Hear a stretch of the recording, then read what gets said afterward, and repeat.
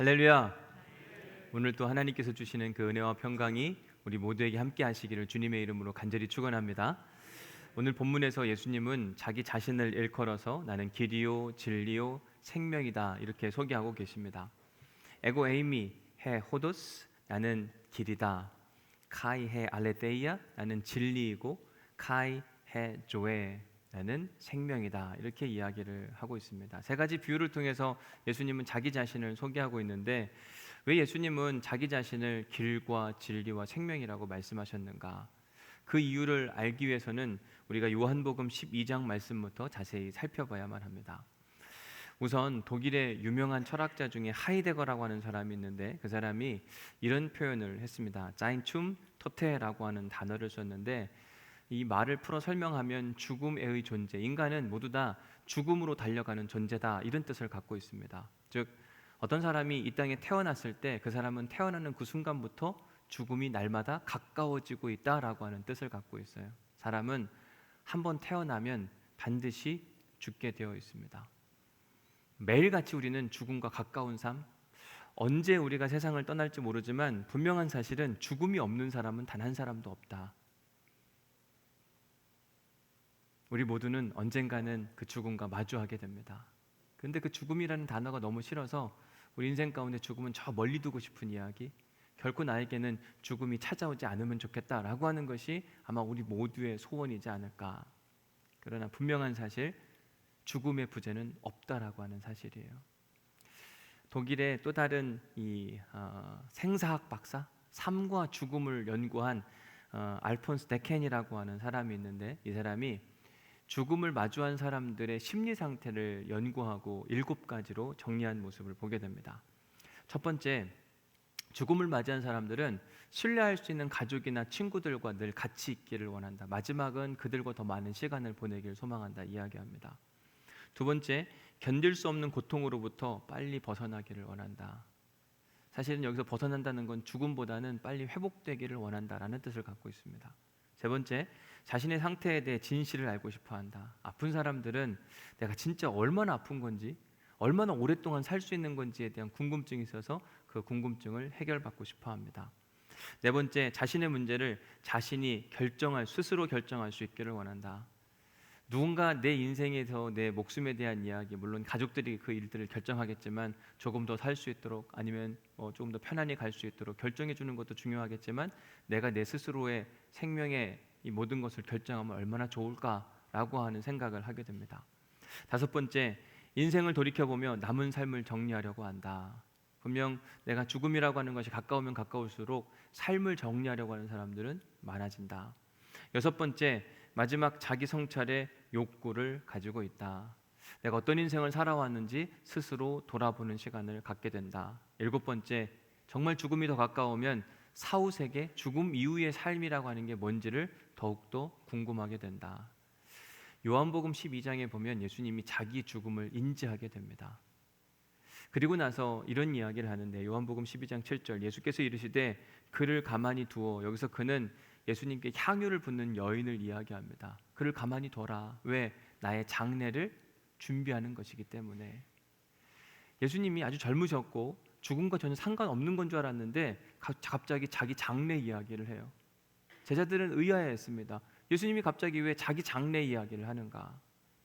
뿐만 아니라 12장 24절에 보면 내가 진실로 진실로 너희에게 이르노니 한 알의 밀이 땅에 떨어져 죽지 아니하면, 여기서 말하는 한 알의 밀이 누구를 지칭하는 걸까? 예수님 자신을 지칭하는 겁니다. 내가 죽어야만 누군가가 살아날 수 있느니라, 이런 이야기를 자꾸 꺼내셨습니다.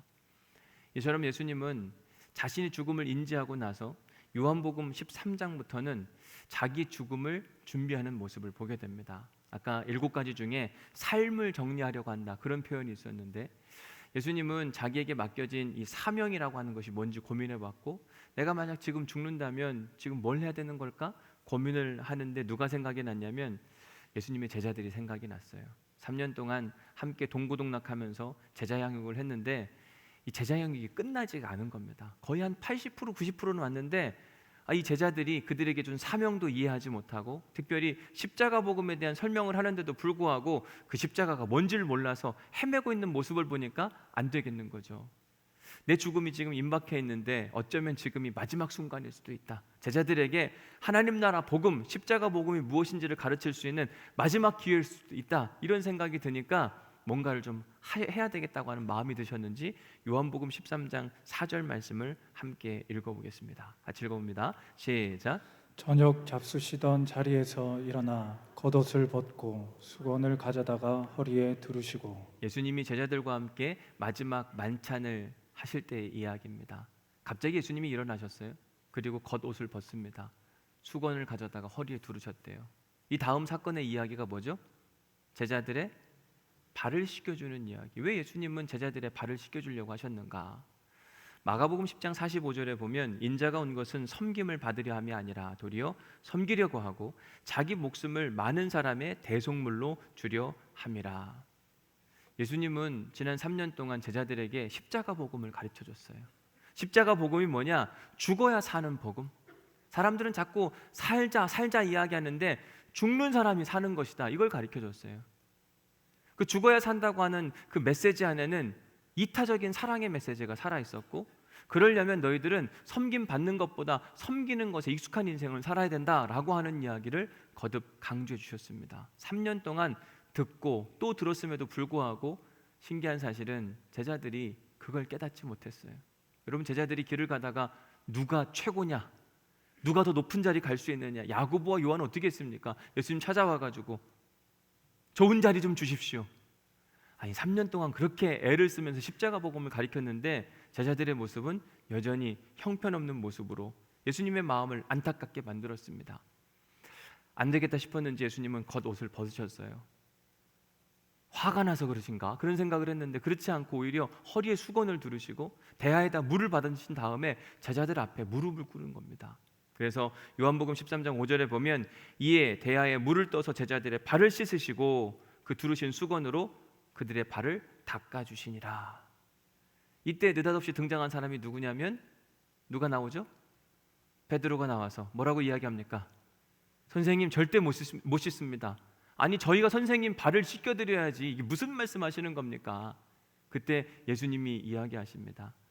네가 만약 너의 발을 나한테 주지 않으면 나는 너와 상관없는 사람이 되는 거야. 괜찮겠어? 그랬더니 베드로 뭐라고 이야기하죠? 그럼 목욕까지 시켜달라고 그래요. 욕심도 엄청 많은 것 같아요. 그죠? 발만 씻으면 된다는데도 막 목욕시켜달라고 이야기하고, 결국 베드로의 발까지 다 씻음으로 말미암아 예수님께서 모든 제자들의 발을 다 씻어주셨어요. 왜 그 일을 했는지에 대한 이야기는 설명하지 않으셔. 일단 발부터 씻으셨습니다. 그리고 나서 요한복음 13장 12절에 가서 보면 그들의 발을 씻으신 후에 옷을 입으시고 다시 앉아서 그들에게 말씀하시되 뭐라고 이야기하셨어요? 시작. 내가 너에게 행한 것을 너희가 아느냐? 내가 지금까지 이렇게 했는데 내가 왜 이렇게 했는지 아니라고 묻는 겁니다. 제자들은 전혀 모르는 겁니다. 도대체 선생님이 왜 저러셨나 궁금한데 예수님이 그 일에 대해서 설명해 주십니다. 너희가 나를 선생 또는 주라 하니 너희 말이 옳도다. 내가 그러하다. 내가 주와 또는 선생이 되어 너희의 발을 씻었으니 너희도 서로의 발을 씻어주는 것이 옳으니라. 일반적으로 세상에서는 제자들이 선생의 발을 씻어주는 것이 옳은데 하나님 나라에서는 반대 정신. 선생님이 제자들의 발을 씻겨줄 수 있어야 된다. 아니, 너희들도 제자들의 이 발 씻김을 당하기보다 너희들이 발 씻어주는 인생이 되어라 라고 이야기하시면서 맨 마지막에 한마디를 더 붙여주셨습니다. 13장 15절 말씀 같이 읽어봅니다. 시작. 내가 너희에게 행한 것 같이 너희도 행하게 하려 하여 본을 보였노라. 내가 너희에게 행한 것 같이 너희도 똑같이 했으면 좋겠다. 그래서 내가 너희한테 본을 보여준 거야. 예수님은 자신의 죽음을 인지하고 나서 마지막 만찬 때 제자들에게 세족식을 거행해 주셨습니다. 그러면서 하는 말씀이 너희도 똑같이 하면 좋겠어. 너희들 하나님 나라 가고 싶은데 주여 주여 하는 자마다 하나님 나라 가는 것이 아니라 하나님의 뜻대로 행해야 하나님 나라 갈 수 있는 것인데, 하나님의 뜻은 뭐냐면 섬김을 받는 것보다 섬기는 자리에 있는 것, 그 뜻대로 사는 것이 십자가 복음이고 하나님 나라 원칙이야. 이제 알았지? 꼭 기억해야 돼. 예수님은 정확한 십자가 복음을 그들에게 가르쳐 주셨습니다. 제자들은 이런 예수님의 도제 교육, 직접 몸으로 곁에서 가르쳐 주는 이 교육을 받고 좋기도 했지만 한편으로는 예수님의 이런 이상한 행동들과 말이 좀 불편했습니다. 갑자기 막 장래에 대한 이야기를 하더니 한 알의 밀알이 떨어져 죽어야만 한다. 자꾸 자기 죽음에 대한 암시적 표현들을 수시로 하곤 했습니다. 심지어 12장 27절에 가서는 지금 내 마음이 괴로우니 무슨 말을 하리요. 예수님이요, 마음이 엄청 힘들고 어려웠나 봐요. 왜? 죽음이 내 앞에 있으니까. 여러분, 이미 언급해드린 이 독일의 생사학자 알폰스 데켄이라고 하는 사람이 인간의 죽음을 6단계로 나눴어요. 제가 이 책을 사서 읽는데 진짜 참 재밌어서 여러분들한테도 한번 읽어보시면 좋겠다 추천해드리는데, 잘 살고 잘 웃고 좋은 죽음과 만나다라는 책이에요. 죽음을 공부한 사람의 이야기입니다. 근데 이 책에 보면 인간의 죽음에 대한 6가지 반응에 대해서, 사람이 죽을 때 항상 6가지의 그 과정을 거쳐간다 이렇게 소개합니다. 첫 번째, 죽음이라는 단어가 나한테 찾아오면 무조건 부인하는 겁니다. 난 아닐 거야. 나한테 왜 그런 일이 찾아와? 절대 그런 일은 없을 거야 라고 하는 게 첫 번째 반응이고, 두 번째는 갑자기 화가 나는 거예요. 나한테 왜 이렇게 일찍 이런 죽음의 문제가 찾아오는 거야? 말이 된다고 생각해? 분노하는 마음이 찾아오는 겁니다. 근데 이 단계가 지나가면 타협하는 겁니다. 그래, 죽음이 찾아올 수 있지. 그런데 우리 자녀들 결혼할 때까지만 좀 내가 살면 참 좋겠다. 이러면서 이 죽음과 함께 타협하는 시간을 보내게 되고, 그러면서도 죽음이 가까우면 가까울수록 우울의 단계에 빠지게 됩니다. 그러면서 어느 순간에는 그래, 하나님이 나한테 주신 이 생명의 수완 여기까지인가 보다 받아들이게 되고, 맨 마지막 단계는 그러면 사후세계? 천국이 있지 않을까? 나 그래 예수 믿는 사람인데 꿈을 꾸고 하나님 나라를 소망하게 되는 이 6가지의 단계를 대부분의 사람들이 다 거쳐간다고 이야기해요. 예수님도 100% 인간의 삶을 사셨던지라 동일한 선상 안에 들어가 있습니다. 요한복음 12장 27절에 등장하는 예수님의 모습은 아마 4번째 모습, 우울, 막 그 마음이 너무 힘들고 어렵고 괴로워하는 그 마음이라고 생각한다면, 요한복음 13장에 등장하는 예수님의 이 단계는 수용적 단계라고 보시면 됩니다. 이제 인지한 겁니다. 그래, 나한테 죽음이 찾아왔구나. 그래, 예수님 하나님이 말씀하신 그 십자가 내가 져야 될 때를 지금 찾아온 건가 보다. 이제 받아들이셨어요. 그럼 내가 떠나가야 되는데, 떠나가기 전에 해야 할 일이 분명히 있을 것 같은데 그게 뭘까? 생각해 보니까 제자들이 여전히 깨닫지 못하고 있는 이 제자도, 십자가의 삶을 살아가는 것, 왜 저들은 그렇게 이야기하는데도 불구하고 못 알아들을까? 내가 몸소 가르쳐주자, 이런 마음을 가지고 선생님이신 예수님이 겉옷을 벗고 수건을 허리에 두르고 대야에 물을 담아다가 제자들의 발을 씻겨주시면서 하신 이야기가, 이게 옳은 일이야. 너희들이 해야 할 일이야. 제발 너희들도 나와 같이 하면 좋겠다. 이런 강력한 메시지를 예수님은 몸소 그들에게 보여주셨습니다. 뿐만 아니라 예수님이 죽음이 임박해서 그런지 모르겠지만 해야 할 말은 꼭 하겠다고 하는 다짐을 가지고 제자들에게 충격적인 이야기를 하셨어요. 요한복음 13장 21절 말씀입니다. 같이 읽어볼게요. 시작. 예수께서 이 말씀을 하시고 심령이 괴로워 증언하여 이르시되 내가 진실로 진실로 너희에게 이르노니 너희 중 하나가 나를 팔리라 하시니. 너희 중 하나가 나를 팔리라. 예수님께서 자기를 따르던 수많은 사람들 중에 12명을 택하시고 그들을 제자라 이야기하셨습니다. 그리고 그들과 함께 먹고 마시고 잠자고 세상 다른 어떤 형제 자매들보다 가까운 사이로 한참 동안 지내셨는데, 그들 중에 하나가 나를 팔리라, 배신하리라. 제자들이 들을 때에도 이건 말이 안 되는 얘기였습니다. 왜? 뭐 때문에? 누가 그런 짓을 한다고? 그래서 그런지 요한복음 13장 22절에 보면 제자들이 서로 보며, 자기는 아니라는 거죠. 다른 사람을 보면서 뭐라고 이야기하냐면 의심을 하는 거예요. 너가 그러려고 했어? 너가 그러려고 했어? 마태복음 14장에서는 또 조금은 다르게 표현하는데, 제자들이 근심하며 하나씩 예수님께 묻는 겁니다. 뭐라고 물어요? 나는 아니죠. 제가 그럴 리 없죠. 저 아닌 거 맞죠? 모든 제자들이 다 각자 자기에게 나는 아닌 것, 자기 자신의 이 결백을 주장하고 싶어서 예수님께 끊임없이 묻는 장면이 나옵니다. 요한복음 12장부터 등장하는 이 예수님의 수상한 발언들과 행동들, 그리고 배신에 대한 이야기까지, 사실 예수님의 제자들은 이렇게 돌발적인 상황에 대해서 이해할 수도 소화할 수도 없었습니다. 도대체 예수님 무슨 얘기를 하시는 건가? 어딜 가시겠다는 것이고 왜 자꾸 자기의 죽음을 이야기하나? 막 답답하고 속상한 상황 가운데 예수님이 그 모든 답답함을 확 깨쳐버리면서 명확하게 설명해 주시기 시작합니다. 요한복음 13장 33절, 작은 자들아, 제자들 향해서 하는 이야기예요. 작은 자들아. 그들은요 엄청 크고 싶었고 자기들이 큰 자라고 생각을 했습니다.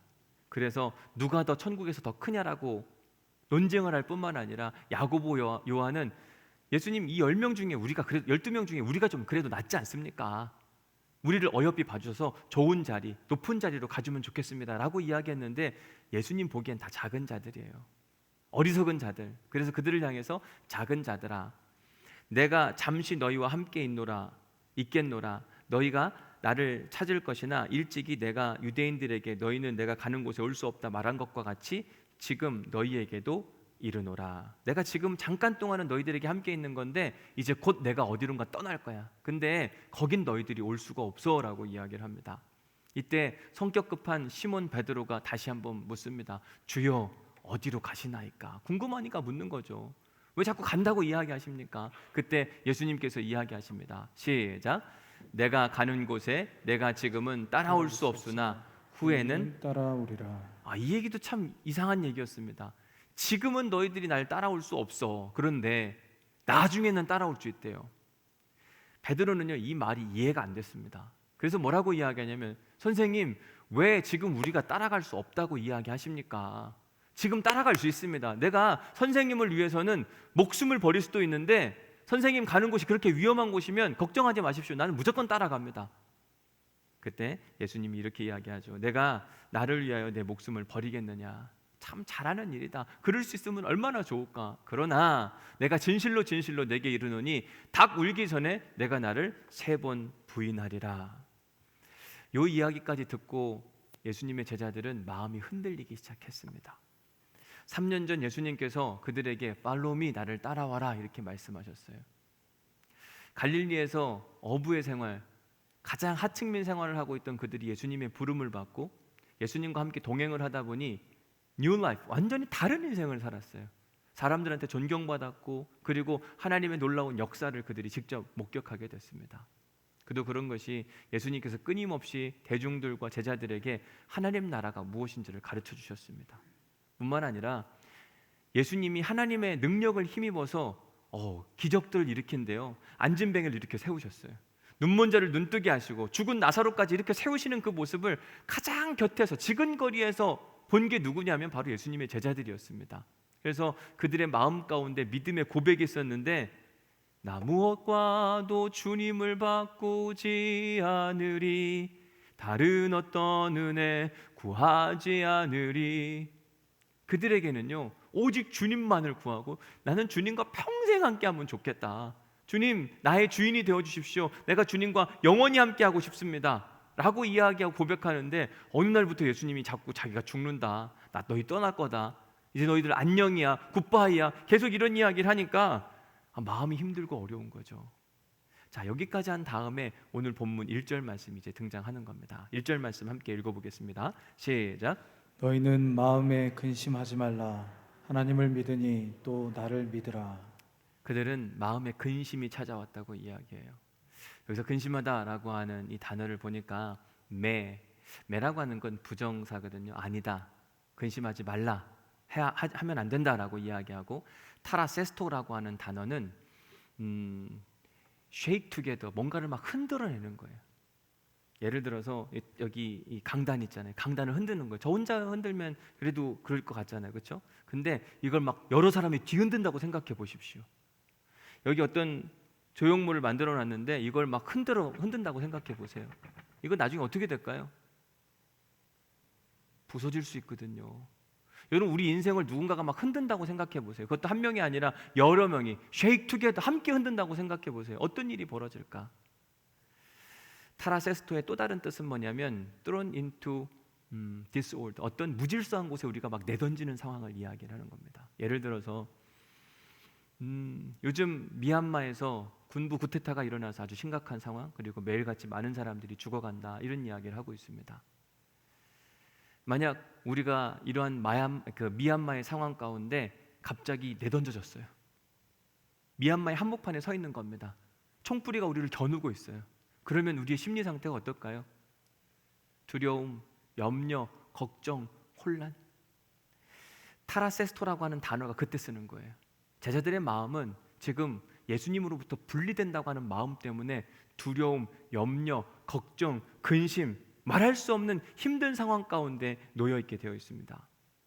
그도 그럴 것이 그들은 지난 3년 동안 예수님의 부르심을 받고 함께하면서 예수님에게 모든 걸 다 올인한 사람들이에요. 다 쏟아 부었습니다.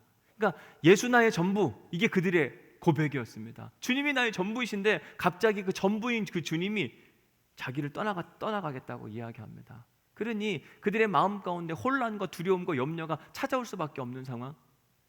이런 제자들의 모습을 보시고 예수님은 위로해 주세요. 염려하지 마, 걱정하지 마. 너희들은 하나님 믿지? 네, 믿죠. 하나님 당연히 살아계시고 위대하시고. 근데 있잖아, 나도 믿어봐. 내가 지금부터 어디로 가서 뭘 하러 어디를 가는지 소개해 줄 테니까 걱정하지 마. 그러면서 2절 말씀이 등장을 하는 겁니다. 2절 말씀 읽어볼게요. 시작. 내 아버지 집에 거할 곳이 많도다. 그렇지 않으면 너희에게 일렀으리라. 내가 너희를 위하여 거처를 예비하러 가노니. 여러분, 예수님이 지금 어디 간다고 이야기하죠? 내 아버지 집이래요. 거기가 어디예요? 하나님 나라를 이야기합니다. 천국 갔다 오겠다고 이야기를 해요. 예수님은 지난 3년 동안 제자들과 대중들에게 끊임없이 외쳤습니다. 하나님 나라 회개하라, 천국이 가까이 왔느니라. 하나님 나라 백성의 삶은 이런 것이니라. 계속해서 말씀을 하셨어요. 그런데 갑자기 어느 날 내가 어딜 좀 갔다 오겠다고 이야기하는데 하나님 나라를 갔다 오겠다고 이야기를 합니다. 중요한 건 왜 거길 가냐가 중요하잖아요. 왜 간대요? 뭐 하러 간다고 이야기합니까? 내가 너희를 위하여 거처를 예비하러 간다. 하나님 나라에는 집이 참 많은데 집이 다 너희들 것이 아니라고 이야기를 하는 겁니다. 각자 너희들이 살 집이 있는데 그것을 내가 마련하러 갈 것이고 그게 준비가 되면 다시 올 거니 걱정하지 마. 제자들은 막 영원히 헤어지는 줄 알았는데 그거 아니고 내가 다 준비되면 또 다시 올 거니까 걱정하지 마. 그 이야기가 3절에 나와 있습니다. 3절 말씀 읽어볼게요. 시작. 가서 너희를 위하여 거처를 예비하면 내가 다시 와서 너희를 내게로 영접하여 나 있는 곳에 너희도 있게 하리라. 아멘. 가서 너희를 위하여 거처를 예비하고 모든 준비가 끝나면 다시 와서 너희들을 영접해서 나 있는 곳에 너희도 영원히 있게 하리라. 이 말씀이 도대체 뭘까? 저도 궁금해서 계속해서 이 말씀을 묵상하고 또 하나님 주시는 마음은 뭘까? 어떻게 이걸 풀어 설명해 드려야 될까? 고민하던 중에 2006년도에 제가 미국 갈 때 일이 생각이 났습니다. 유학을 가기 위해서 영어 공부를 하는데 오래 걸렸어요. 근데 다행히도 하나님께서 은혜를 허락하여 주셔서 제가 생각했던 점수보다 훨씬 더 많은 점수를 받게 하셨고 또 그 점수를 가지고 미국 대학원에 보냈더니 학교 와도 좋다, 와서 공부해라, 어드미션 레터를 보내줘서 참 기쁘고 좋았습니다. 저한테는 내가 유학을 할 수 있을까? 이러한 마음의 염려와 근심도 있었고 그리고 집안 성편이 넉넉지 않았던지라 과연 내가 가서 다 감당할 수 있을까? 근데 장학금까지 주면서 오라 그러니까 이건 뭐 말할 수 없이 기쁘고 감사한 일이었습니다. 그래서 기쁘고 감사한 마음 가운데 이제 갈 준비를 하는데 가려고 하니까 마음에 두려움과 염려가 찾아오더라고요. 제가 수원에서 모든 걸 정리하고 부산으로 내려올 때에도 사실은 기쁘기도 했지만 청빙받으니까 너무 행복하고 좋기는 한데 염려와 걱정이 찾아왔습니다. 그 이유인 즉슨 내가 잘할 수 있을까? 이런 고민 때문에 또 그 당시에 저희 아이들이 사춘기, 지금도 그렇지만 사춘기인데 환경을 바꾸는 건 생각보다 어렵잖아요. 저는 와서 목회할 수 있는데 어느 때는 아이들이 견디지 못하면 제가 목회에 집중할 수 있을까? 이런 고민과 염려 때문에 내려올 때 참 고민이 많았습니다. 수원에서 부산 내려올 때에도 이런 고민이 많은데 한국에서 미국 갈 때는 더 크더라고요. 내가 가서 영어 하면서 공부할 수 있을까? 살 수는 있을까?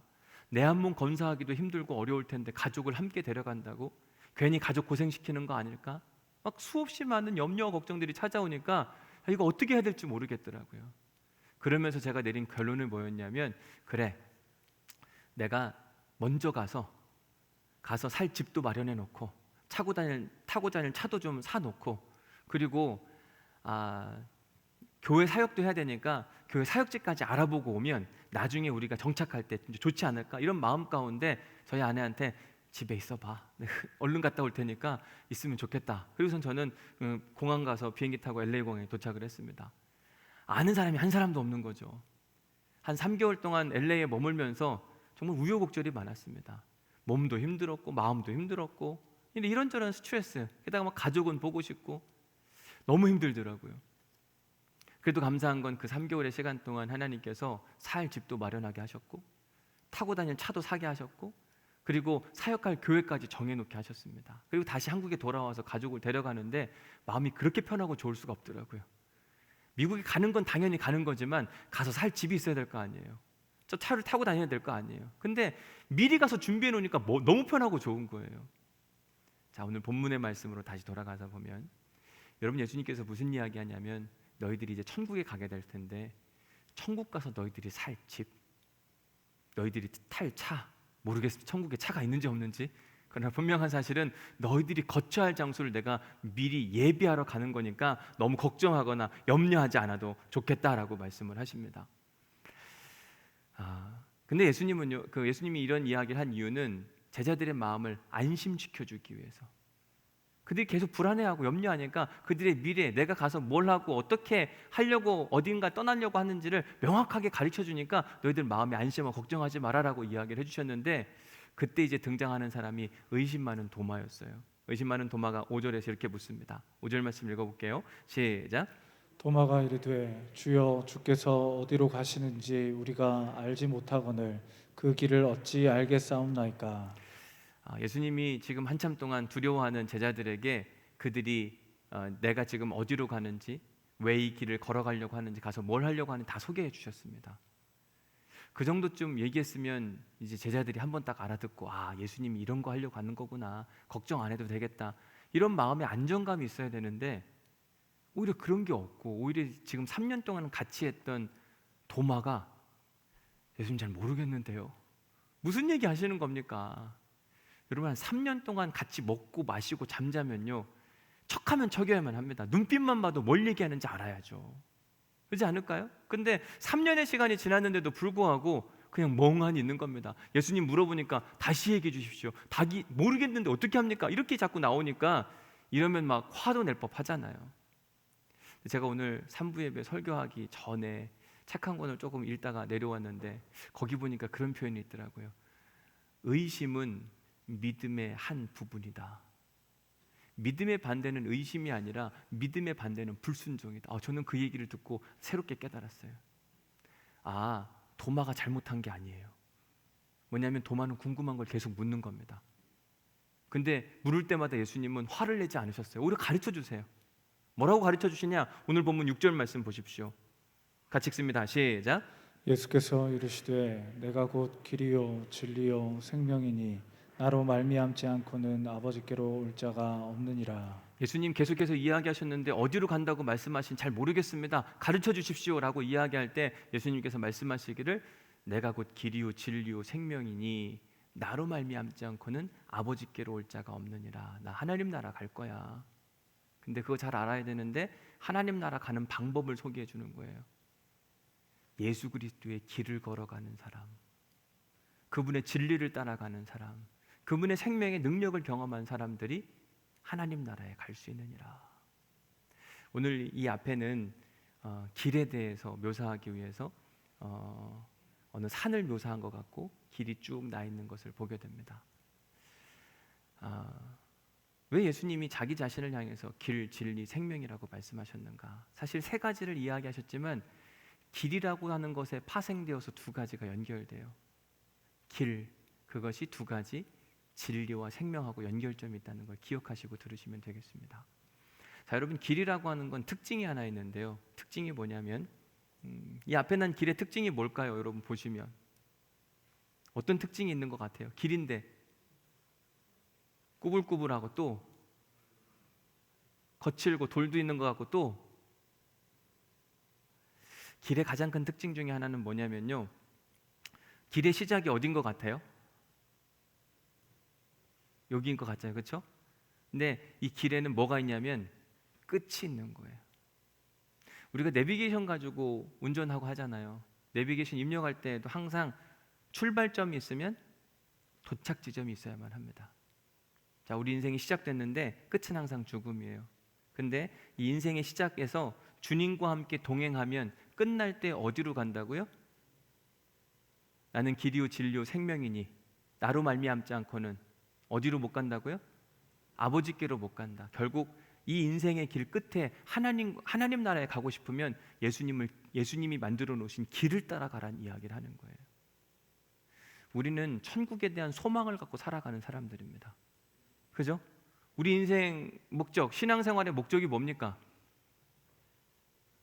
여러분 왜 예수 믿으세요? 천국 소망 때문에 그런 거예요.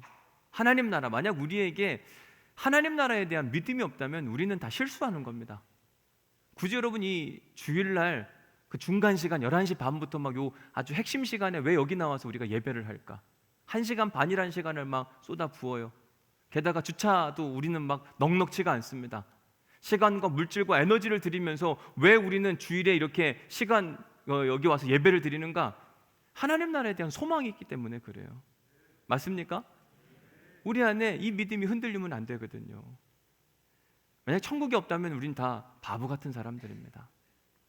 지난주에 어느 성도님께서 우리 교회 성도는 아니시고 인터넷으로 예배를 드리시는데 우리 교회 통장으로 1,000만 원을 입금해 주셨어요.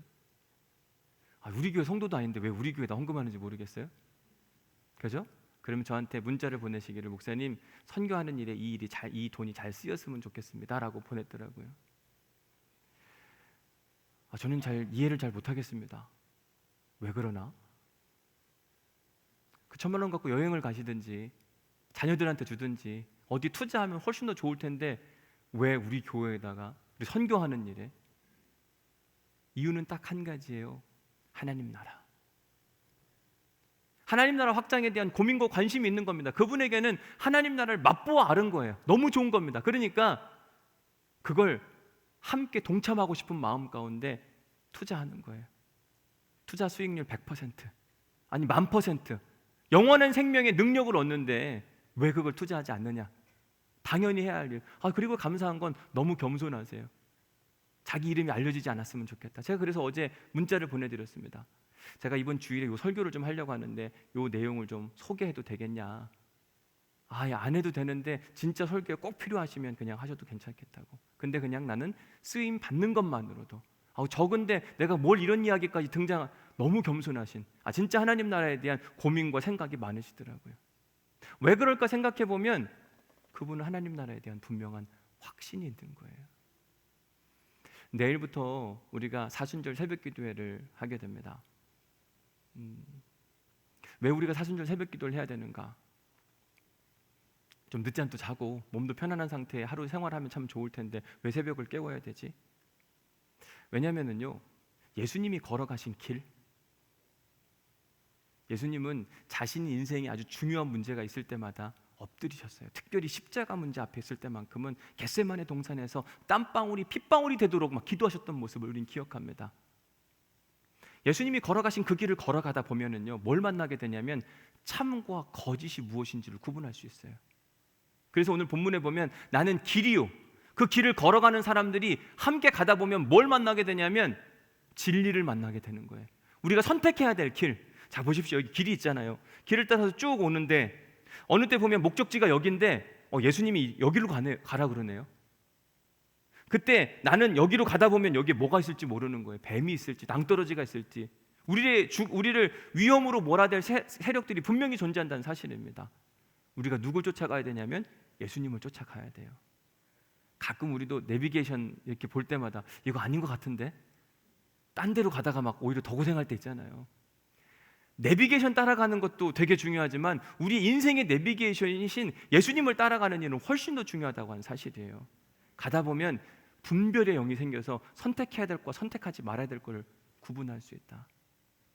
또 하나, 예수님을 따라가다 보면 생명의 역사를 만나게 되더라고요.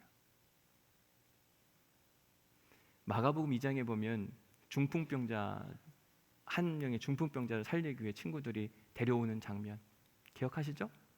근데 그들이 예수님을 만났을 때 예수님께서 내 상을 가지고 집으로 가라, 자기가 누워있던 그 상을 들고 가라고 이야기하세요.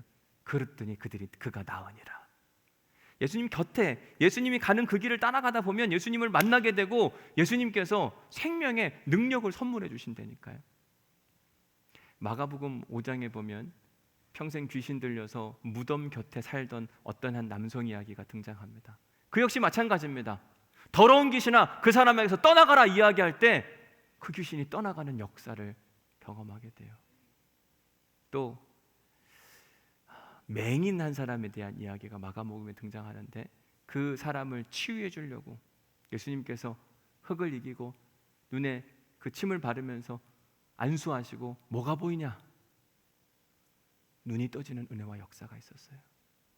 여러분 예수님과 함께 그 길을 걸어가다 보면 그 안에서 신비한 생명의 역사를 경험하게 됩니다. 저는 우리 모두가 그런 은혜와 역사를 경험할 수 있기를 주님의 이름으로 간절히 축원합니다. 돌아오는 금요일 성령 집회 때 우리가 가정별로 축복 기도를 하겠다고 말씀을 드렸습니다. 여러분 하나님 살아계셔서 우리 인생의 문제들이 하나님 안에서 해결되는 은혜와 역사 경험할 수 있기를 간절히 소망합니다.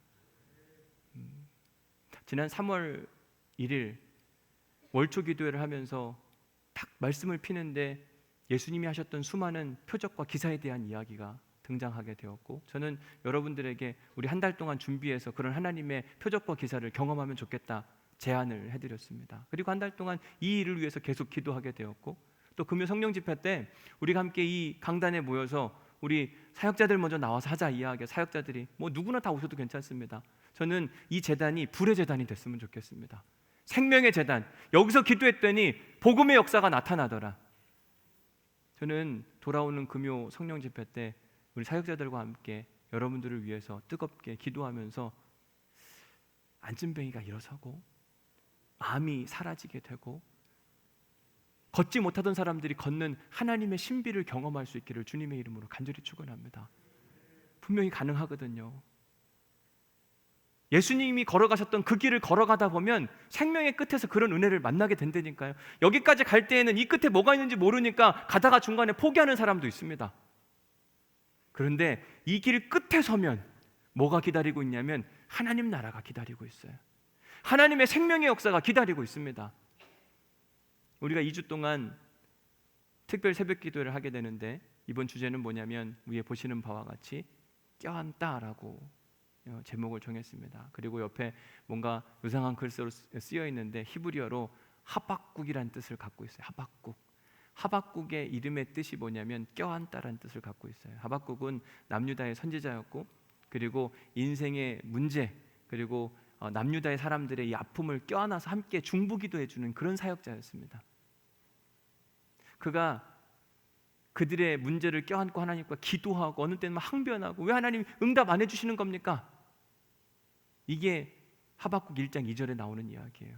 근데 하박국 3장에 가서 보면 우리가 잘 아는 그 찬양 있잖아요. 무화과 나뭇잎이 마르고 보도 열매가 없으며 여러분 맨 처음에는 고통 가운데 끌어안고 하나님께 기도했거든요. 근데 하박국 3장에 가서는 찬양이 나와요. 하나님의 일하심을 믿음으로 고백하는 부분들이 나옵니다. 저는 이번 특별 새벽 기도회를 통해서 그런 은혜를 누릴 수 있기를 주님의 이름으로 간절히 축원합니다.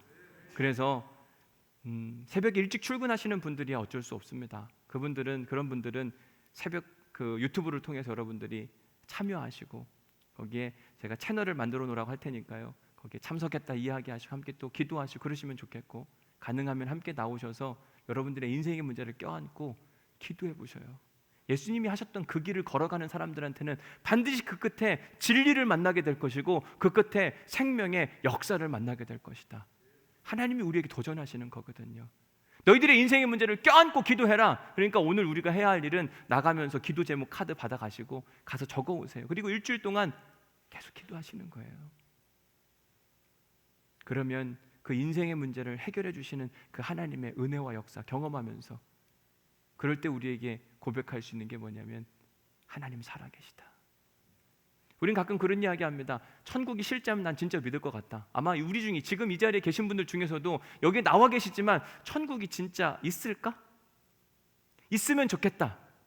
아마 그런 믿음 가운데 살아가시는 분들이 분명히 있을 거라고 생각이 들어요. 저는 이런 믿음을 착시적 믿음이라고 소개하고 싶은데 착시가 뭔지 알잖아요. 착시 현상.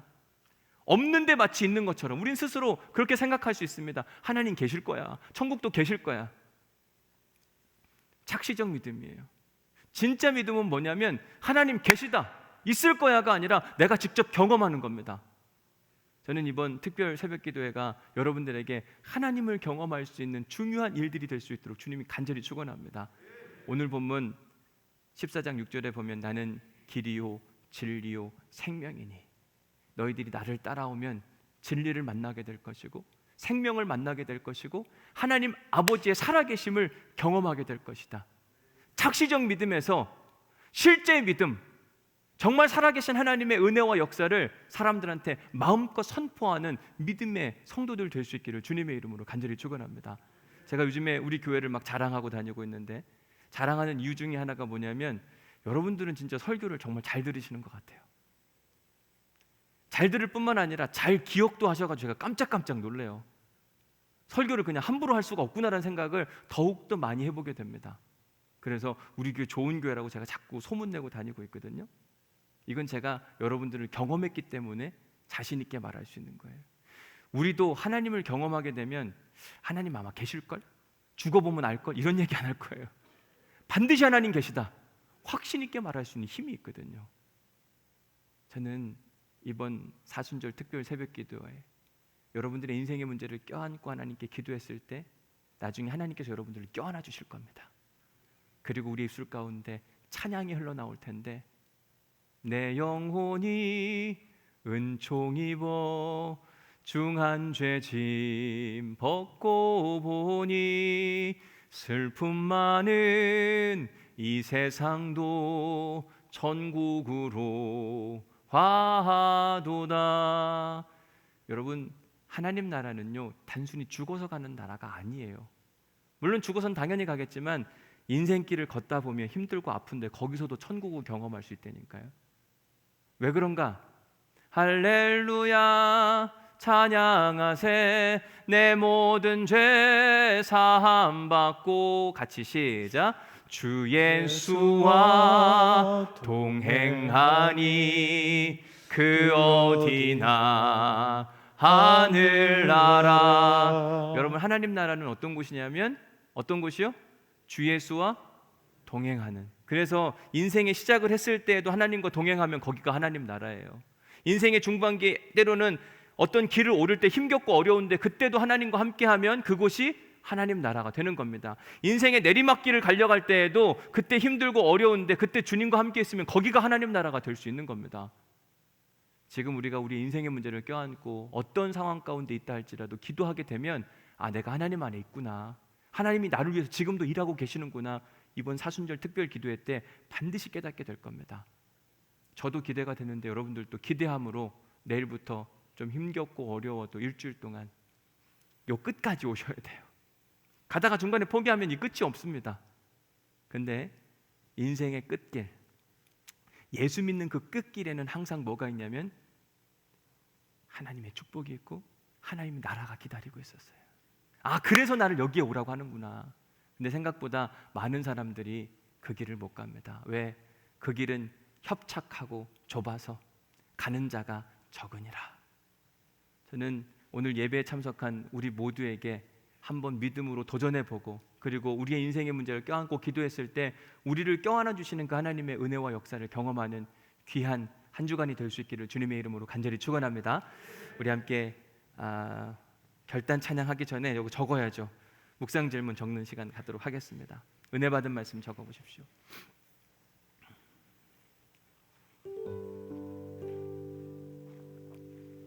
오늘 죽음에 대한 이야기, 그리고 알폰스 데켄이라고 하는 독일의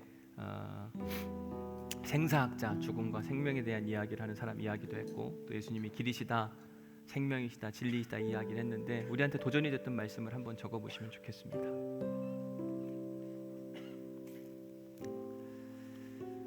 두 번째 질문은 이렇습니다. 예수님은 어떤 분이시라? 오늘 본문에 의하면 어떤 분이시라고요? 예수님은 길이요 진리요 생명이시다. 그분을 따라가다 보면 진리도 만나게 될 것이고 생명도 만나게 될 것이고, 그리고 맨 마지막이 중요한데 아버지께로 나아갈 수 있다, 하나님을 만날 수 있다, 천국 생활을 할 수 있다. 아주 중요한 이야기. 마지막 세 번째, 나는 겟세마네 동산에서 뜨겁게 기도하셨던 누구를 따라서요? 예수님을 따라서 사순절 특별 새벽기도에 참여해 보겠습니다. 한번 도전해 보시기를 간절히 소망합니다. 그런 도전 가운데 하나님께서 이 찬송가 438장을 우리가 찬양할 수 있도록 내 영혼이 은총 입어 중한 죄짐 다 벗고 보니 그 어디나 주님이 함께하는 곳은 하나님 나라라고 하는 믿음의 고백기를 소망하는 마음으로 우리 함께 이 찬양을 주님께 올려드리도록 하겠습니다.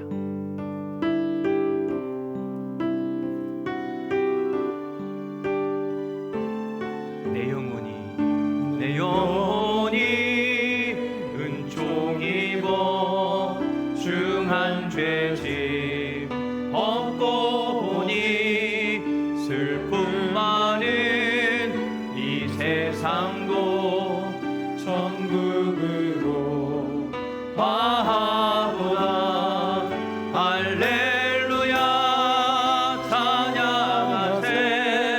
내 모든 죄 사함 받고 주 예수와 동행하니 그 어디나 하늘 주의 얼굴 뵙기 전에 주의 얼굴 뵙기 전에 멀리 뵈던 하늘나라 내 맘속에 이루어지니 날로 가깝도다.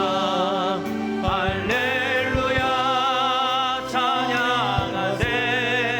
내 모든 죄 사함 받고 주 예수와 동행하니 그 어디나 하늘나라 높은 산이 거친 들이 조막이 궁궐이나 내 주 예수 모신 곳이 그 어디나 하늘나라. 아멘.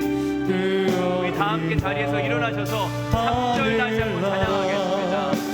높은 산이 거친 들이 3절 조막이나 궁궐이나 내 주 예수 모신 곳이 우리 한 번만 더 찬양합니다. 높은 산이나 거친 들이나 어느 곳이나 다 하나님 나라 되게 큰 산이 거친 들이 조막이나 궁궐이나 내 주 예수 모신 곳이 그 어디나 할렐루야 할렐루야 찬양하세.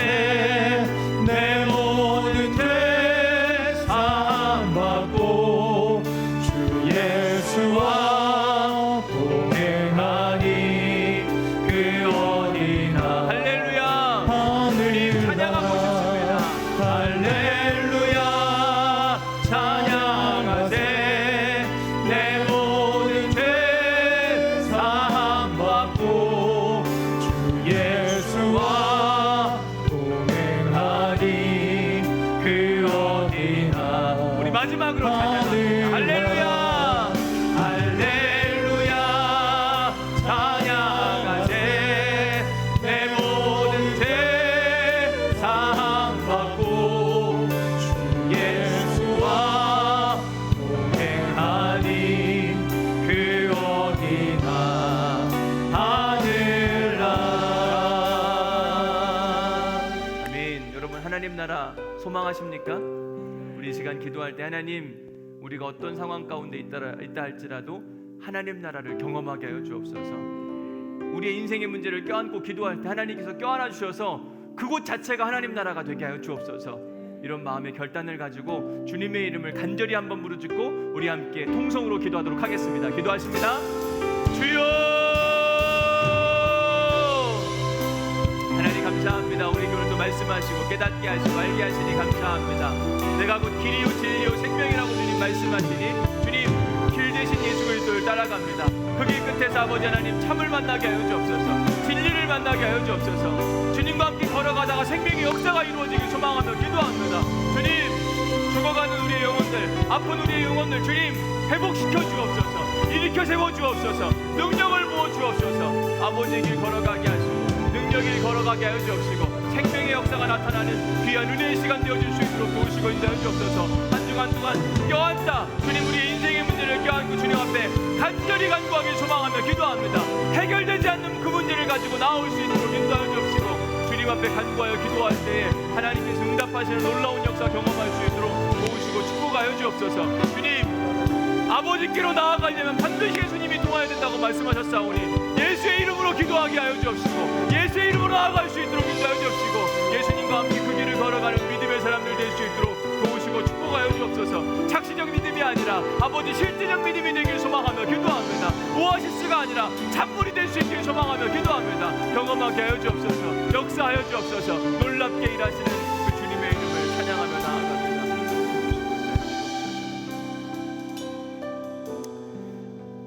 나는 길이요 진리요 생명이니 나로 말미암지 않고는 아버지께로 나아갈 자가 없느니라. 주님, 주님을 통하여서 진리를 발견하게 하여 주옵소서. 주님을 통하여서 생명의 역사가 일어날 수 있도록 도우시고 인도하여 주옵소서. 우리 안에 해결되지 않는 문제들, 의구심들 하나님 껴안게 하여 주옵시고 하나님께 부르짖게 하여 주옵시고 응답하심으로 말미암아 착시적 믿음이 아니라 믿음이 실제가 될 수 있도록 인도하여 주옵소서. 흔들리는 믿음이 아니라 선포하는 믿음이 될 수 있도록 도우시고 축복하여 주옵소서.